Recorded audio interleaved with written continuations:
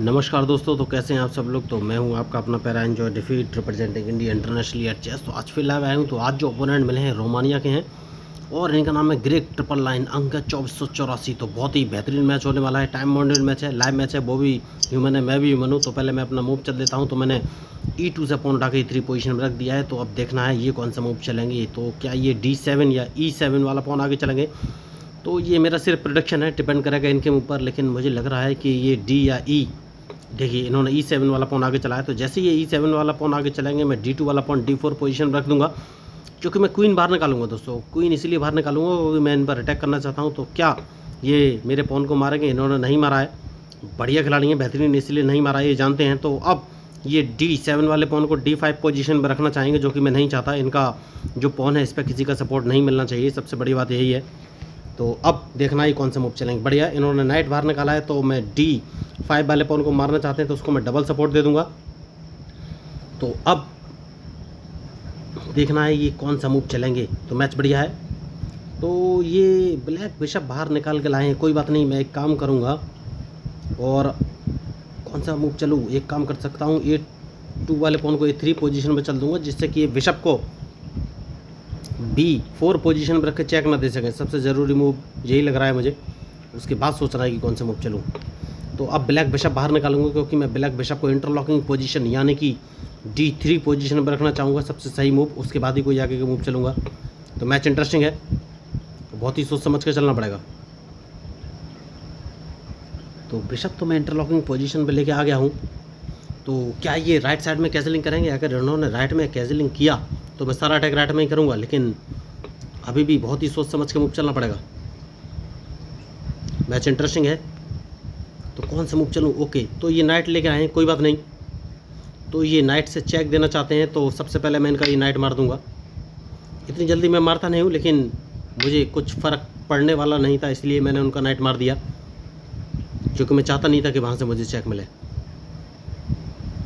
तो अब ये कौन सा मूव चलेंगे ये मुझे देखना है। बढ़िया, तो कोई बात नहीं, मैं अपना क्वीन उठाकर C2 पोजीशन पर रख लूँगा। सबसे सही मूव यही लग रहा है, क्योंकि अगर इन पर अटैक करना है तो मूव तो चलना ही पड़ेगा दूसरा। तो अगर इन्होंने मेरे E2 वाले नाइट को अपने G4 वाले बिशप से मारा, तो मैं अपना वाइट बिशप बाहर लेके आऊँगा। सबसे सही मूव यही है। तो अभी तक मैंने कैसे नहीं किया है। बढ़िया, तो इस पॉन को मारना बहुत ही ज़रूरी है, उसके बाद ही कोई आगे का मूव चलूँगा। बढ़िया, तो क्वीन बाहर लेके मैं आ गया हूँ। और अब देखना है ये कौन सा मूव चलेंगे।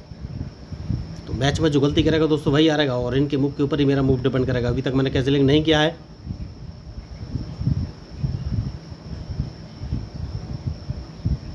तो कौन सा मूव चलूँ ये मुझे सोचना है।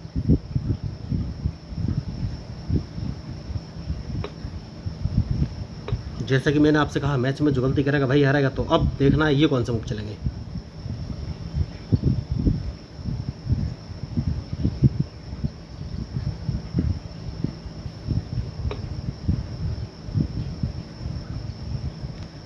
तो सेफ्टी बहुत ज़रूरी है दोस्तों। तो मेरे ये G2 वाले पॉन को मार सकते हैं। मैंने जानबूझ के वो पॉन छोड़ दिया है, क्योंकि अब मैं कैजलिंग कर सकता हूँ। ओहो, बहुत बढ़िया। तो अब कौन सा मूव चलूँ। जैसे कि मैंने आपसे कहा, सेफ्टी बहुत ज़रूरी है। देखना ये कौन सा मूव चलेंगे।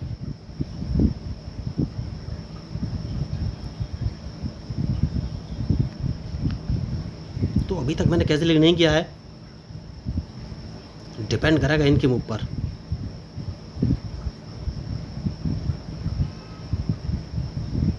खिलाड़ी होशियार है, सोच समझ के ही मूव चलना पड़ेगा।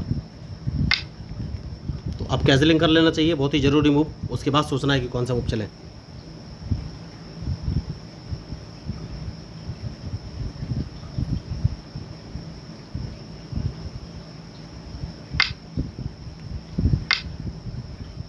तो देखिए, मैंने पहले कहा है, मैच में जो गलती करेगा वही हारेगा। तो एक बिशप इन्होंने गवा दिया है, और क्या क्वीन भी इन्हें गवाना पड़ेगा, वरना डायरेक्ट चेकमेट इनकी हो जाएगी। तो इनके पास और कोई ऑप्शन है नहीं। देखिए, इन्होंने गलती की, तो क्वीन इनका मारा जाएगा या फिर चेकमेट। तो बहुत बड़ी इन्होंने मिस्टेक की। तो अब इनके पास कोई ऑप्शन है नहीं, ये मेरा रूक ही मारेंगे। और कोई ऑप्शन, वो सॉरी, अपने क्वीन से या तो मेरा रूक मारेंगे या फिर अपने रूक से मेरा। बढ़िया, तो इन्होंने गलती कर दी, कोई बात नहीं, इनका रुक मैं मार दूंगा, आप देखना ये कौन सा मूव चलेंगे, क्योंकि अभी भी इनकी चेकमेट तो होने ही वाली है। तो सेफ्टी बहुत ज़रूरी है। तो कौन सा मूव चलूँ?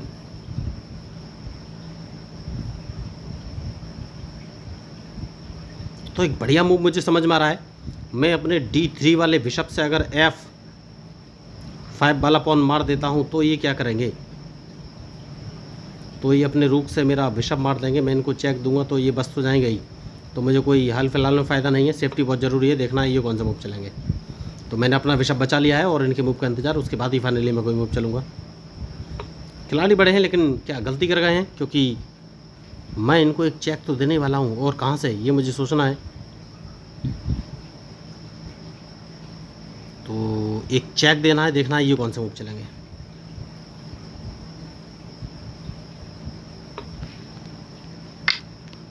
देखिए मैच में जो गलती करेगा वही आ रहेगा दोस्तों। तो बढ़िया मूव।